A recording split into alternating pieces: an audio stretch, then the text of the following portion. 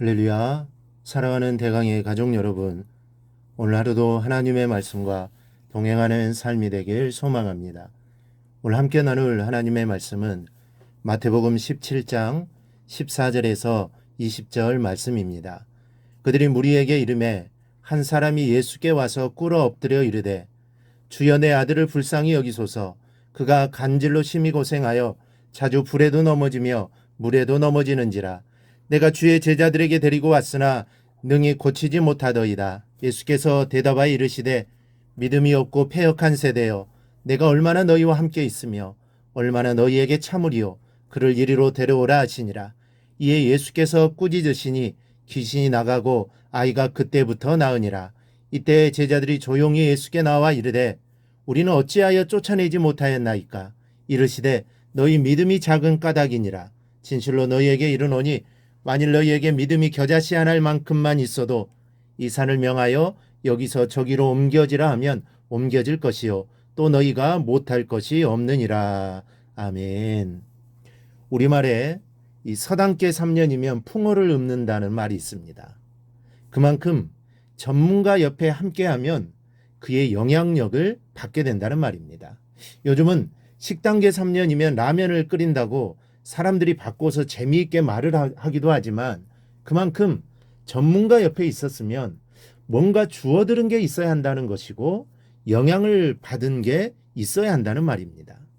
예수님과 세 제자들은 변화산에서 내려오자마자 하나의 사건을 만나게 됩니다.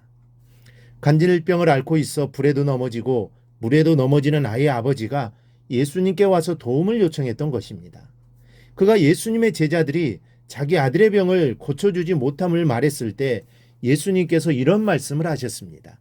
내가 얼마나 너희와 함께 있으며 얼마나 너희를 참으리요. 내가 얼마나 더 너희와 함께 있어야 너희들이 나와 같이 할 수 있겠느냐. 이제는 너희들도 나의 제자들 잡게 일을 해야 하지 않겠느냐는 말씀입니다. 제자들은 3년 동안에는 예수님과 함께 살았습니다. 함께 먹고 함께 잠을 자고 주님이 하신 모든 일들을 보았습니다. 그러나 아직도 제자들은 왜 자기들이 예수님처럼 기적이나 능력을 베풀지 못하는지를 몰랐던 것입니다. 서당계 3년이면 풍어를 읊는다는 말처럼 예수님 옆에서 3년이면 귀신을 쫓아내고 병자를 고치는 능력을 베풀 줄 알아야 되는데 제자들은 그렇지 못했습니다. 예수님이 안 계시면 한마디로 아무것도 못하는 자들이었습니다. 그리고 주님이 승천하시게 되면 제자들의 자신의 일들을 해야 되는데 예수님께서 얼마나 답답했겠습니까? 그런데 제자들도 답답하기는 마찬가지입니다. 그래서 제자들이 그 이유를 묻습니다. 우리는 어찌하여 쫓아내지 못하였나이까? 그러자 예수님께서는 겨자씨만한 믿음만 가져도 말 한마디로 산을 옮길 수 있다고 하십니다. 겨자씨와 산은 사실 비교의 대상이 아닙니다. 그러나 여기서의 겨자씨는 작지만 살아있는 것을 의미합니다. 생명 있는 겨자씨는 나중에 새들이 깃들일 정도로 커지는 것처럼 살아있는 믿음만 있으면 산처럼 크고 불가능해 보이는 어려움일지라도 해결할 수 있다는 말씀입니다. 그렇다면 겨자씨만한 믿음을 갖기 위해서는 어떻게 해야 합니까? 먼저는 예수님의 능력을 믿어야 합니다. 다시 말씀드립니다. 예수님이 아니라 예수님의 능력입니다. 예수님을 믿는 것과 예수님의 능력을 믿는다는 것은 다릅니다. 예수님의 능력을 믿는다는 것은 예수님을 믿고 또한 예수님께서 성경을 통해 보여주신 능력이 내게도 임할 것임을 믿는 것입니다. 우리는 제자들처럼 직접 예수님의 능력을 보지는 못했습니다. 그러나 우리는 성경을 통해 그리고 간증과 체험을 통해서 예수님의 능력을 듣고 보았습니다. 예수님의 능력을 믿는 것은 바로 이 사실을 마음에 확신하는 것입니다. 그리고 이 능력을 나도 행할 수 있다는 믿음을 갖는 것임을 알아야 합니다. 여러분들이 이 사실을 믿고 확신하면 여러분들도 기적을 베풀 수 있습니다. 왜냐하면 기적은 우리의 능력으로 되는 것이 아니라 믿음으로 말미암아 우리와 함께 하시는 성령의 능력으로 되어지는 것이기 때문입니다. 주변에서 믿음으로 병을 치료받은 일을 보신 적이 있습니까?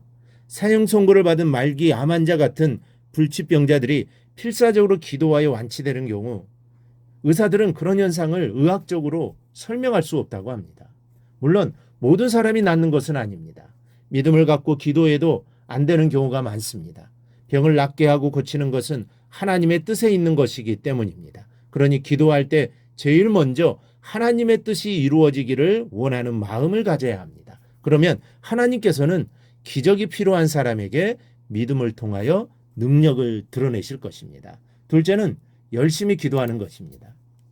오늘 본문에서 예수님은 제자들이 자신들을 왜 간질병 걸린 아이에게서 귀신을 쫓아내지 못했냐고 묻는 물음에 믿음이 적은 용고라고 말씀하셨지만 이 같은 내용을 다루고 있는 마가복음 9장 29절에는 이렇게 기록되어 있습니다. 기도 외에 다른 곳으로는 이런 종류가 나갈 수 없느니라.